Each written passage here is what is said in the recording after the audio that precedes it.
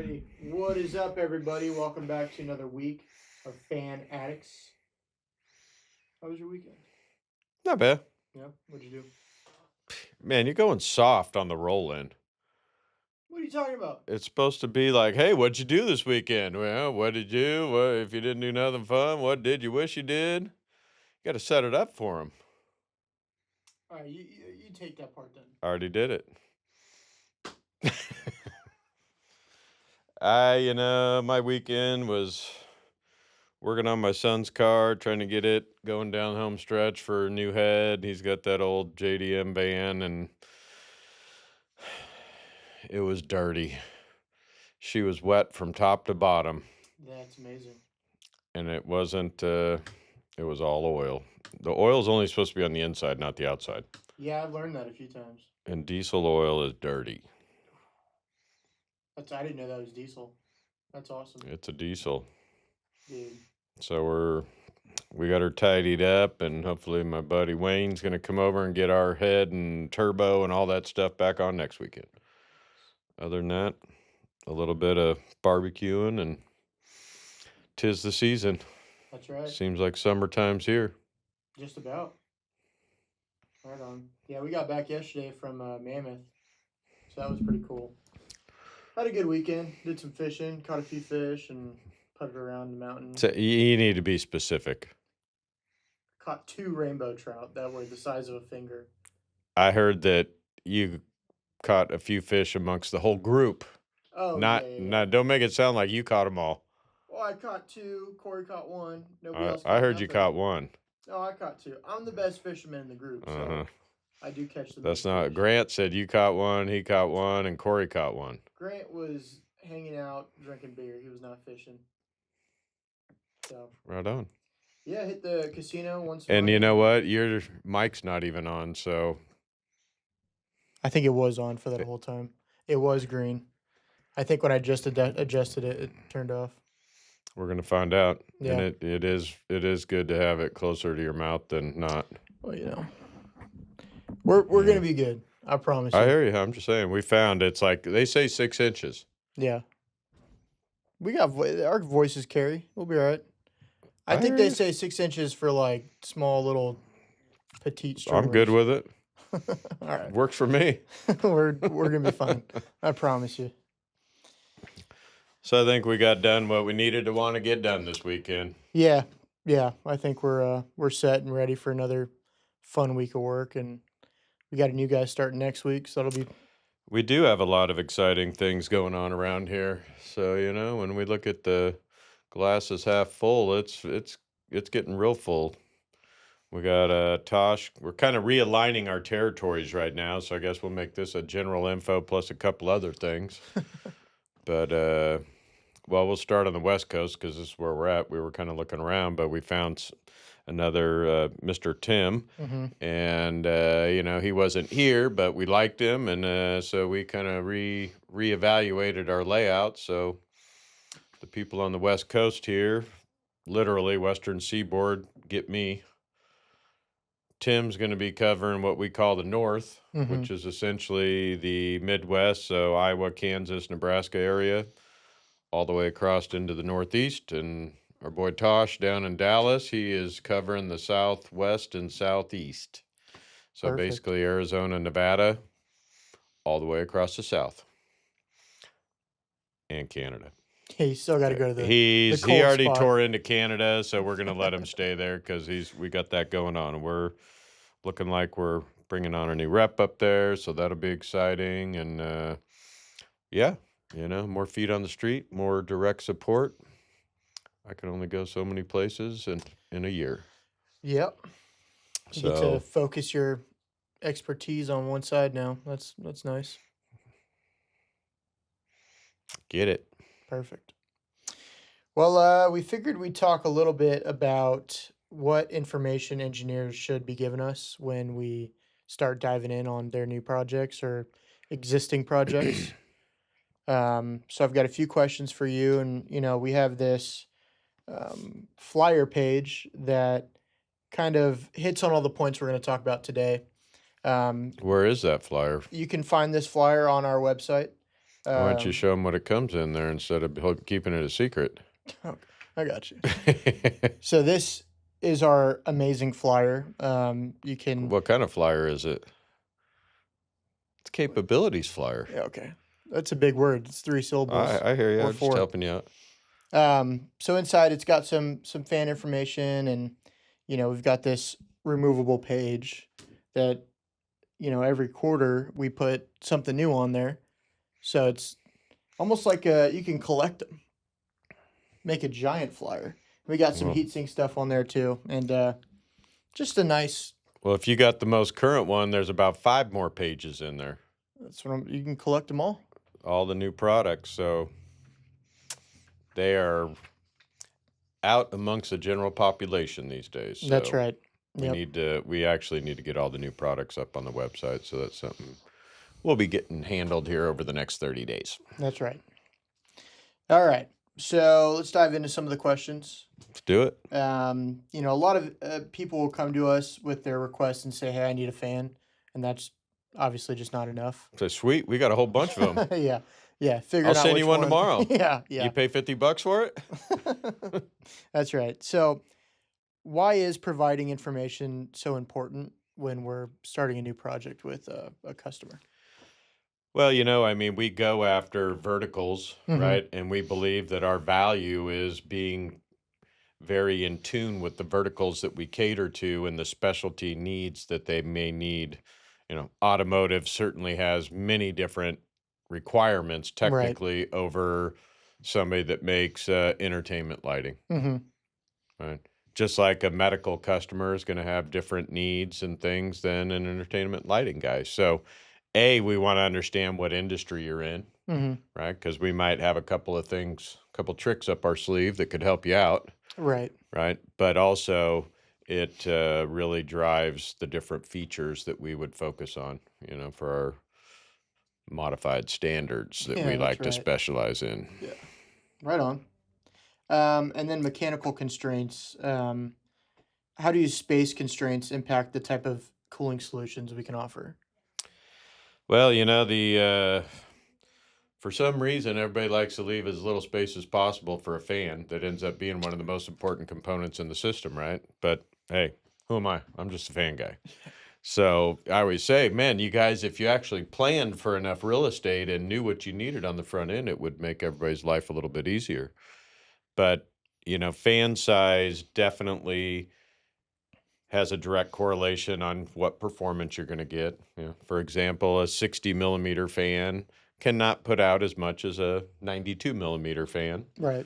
right? So sometimes, well, all these fans, I always say that they all have a purpose, Hmm. right? And it's like I always go back to my car analogies, right? And I love trucks, and it's like if you're the kind of guy like yourself, you like driving a truck because you like to haul butt and haul guns and haul some wood Yeah. for camping, right? Right.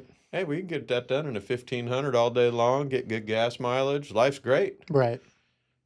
But if you're a fifth wheeling kind of guy and you want to tow a 20,000-pound trailer, the 1500 just ain't going to get the job done no matter how much you Right. want it to, Yeah. right? So we need to know, like, if you're coming to shop for a truck, what are you going to be hauling? First things first, because you can't stick you in the wrong product. Yeah. So fans can have the same ideology, right? So if you've got a nice little box that isn't high pressure, well, we can put you in a standard fan that has nice, sound quality, but it may not have a ton of static pressure, Right. right?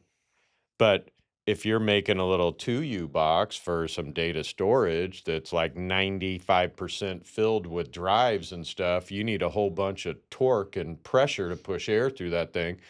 Well, you might need a 60 by 38 fan that's got a diesel engine in it that can Yeah. actually push the air through the box. Right. So we got to know where we're starting first things first and getting you into the right series with how much pressure you need. Yeah. And understanding airflow path is pretty important too, in all the devices that customers are making. Yep. Yeah. So CFM, how important is that when a customer comes in designing something, and they're like, oh, I need a fan, and here's the pressure I need, but CFM versus pressure, like which one do you think is more important? Depends on the design. Yeah. Yeah, Okay. because at the end of the day, if if you're doing it by trial and error and you're just like slapping a fan on there and trying it, you can try it out. But if you're doing a CFD, right, where you virtually look at it, it's going to tell you exactly what the pressure is in your system, right? And the whole point is how much airflow do you need by those hot spots to get your cooling done when you have that much pressure, Okay. right? So there, you can't trade off on one or the other, right? Because you got to know one to get to know the other. Mm-hmm. That makes sense. I mean, it's kind of like Package l- deal. laptops are a great example, right? They're so small and so tight. And if you looked in there and saw what was going on, you'd be like, wow, I don't even understand that. But it's Mm-hmm. like they're super high pressure, but you want low noise, it's low flow, right? So the whole point is like, okay, you've got all these components that run at a certain temperature. So you only want to have exactly the right amount of airflow to get those components to the temperature you want. Right. But that's 100% based on your pressure. Okay.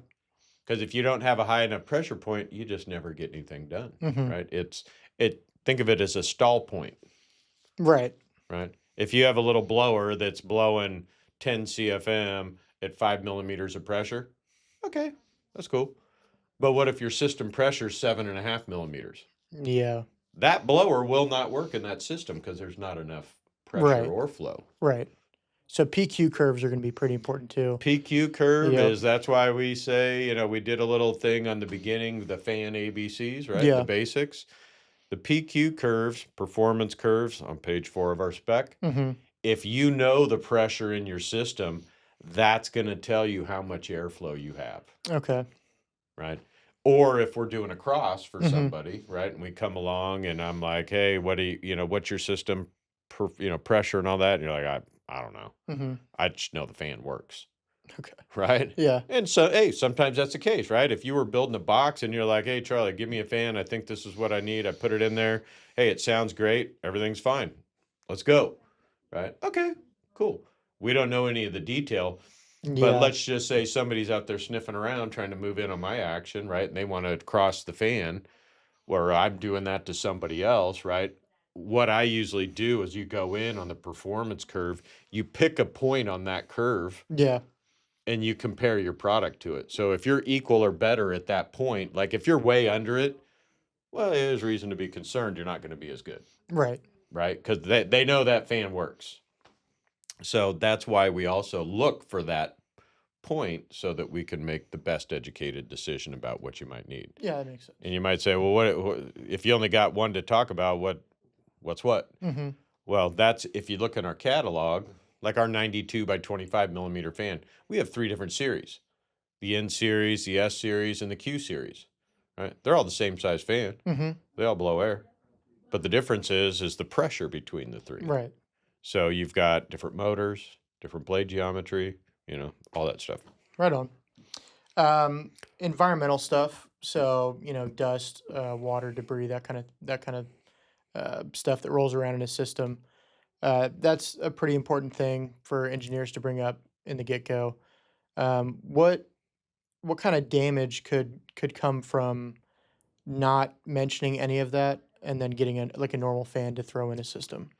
Yeah, I mean, fans are not environmentally sealed, so Mm-hmm. they do have a circuit board in there, and you get one drop of water on the board, and it's going to short out, Right. right? Because they do not. No fan manufacturers make standard fans that are conformally coated or anything like that. Mm-hmm. So the difficult part in the fan world is that all of us fan guys do not do the same processes to accomplish an IP rating. Okay. We're not going to get deep into the details of all of it, but like a lot of people come in and be like, Charlie, I just want an IP67 fan. It's waterproof, it's dust proof, everything's great. And I usually say, okay, are you ever going to submerge a product? And they're like, well, no. And I'm like, okay, well, do you really need Yeah. IP67? I get Yeah. it. You think you want it because it's sealed, but it's not us trying to be difficult, but it's talking through what you want to do, right? And Yeah. if you just want that label and you want to pay for it, great. But what we really try and do is give you the various options of what we can accomplish. And whether you're looking at we'll say IP55, for example. Mm-hmm. Well, if you're talking to me or Delta or Sanyo Denki, right? We could all do things different to accomplish that goal, Yeah. right? And I will say that, for over the years, we are much more conservative in what we do to our fans. And usually they can, like our IP55, you can dunk. Right. Well, IP55 by spec is just washdown, Mhm. right? So you're like, hey, well, wait a second, but you're like, well, but I want something better than an IP55 call out. That's the jerky part in our world is Yeah. getting because there isn't a formal thing. Like, the only formal thing is if you pass the test. And if you're going for the bare minimum, sure, there's things you can do that would pass a test. But to your note, you say, what are the side effects? Well, if it's half ass, right? I mean, then it's like you affect failure, Mhm. right? And if you got failed fans and the system malfunctions, no problem. Right. So, yes, we do ask some weird questions sometimes, but it's in the spirit of trying to get you to the right product at the right price. Right. We don't want anybody facing a failure or paying more than they need We to. definitely aren't trying to oversell you because nothing good comes of that either. Yeah. Um, what do you think the three top questions or three pieces of information an engineer could give us that would help get us to get them the right fan? We've having a size estimate is great. If you know your pressure, I mean, that's a solid step in the right direction. But then it's just kind of looking at what other goals you want. We kind of touched just a little bit on reliability, and a lot of manufacturers have sleeve bearing and ball bearing. A lot of us have these hybrid sleeves now. So, various verticals may have preference to a bearing type, right? So, like, I'll give you an example, ball bearing for automotive. Mhm. If we were having this conversation 10, 12 years ago, all automotive guys always wanted ball bearing because that's the reliability they want. They want a 10-year warranty, to be able to back all that stuff up. Well, they don't want to pay for it. Yeah. And I can tell you today, 100% of my customers in automotive use our Synthetico bearing now, Oh, wow. right? And it's like, okay, it's because of price, right? You're on average about 20% less than ball bearing when you go to our Right. Synthetico. Yeah. But, I'll ask you, it's like, hey, well, whether you want this or you want that, it's like, what are your reliability expectations Mhm. for this device?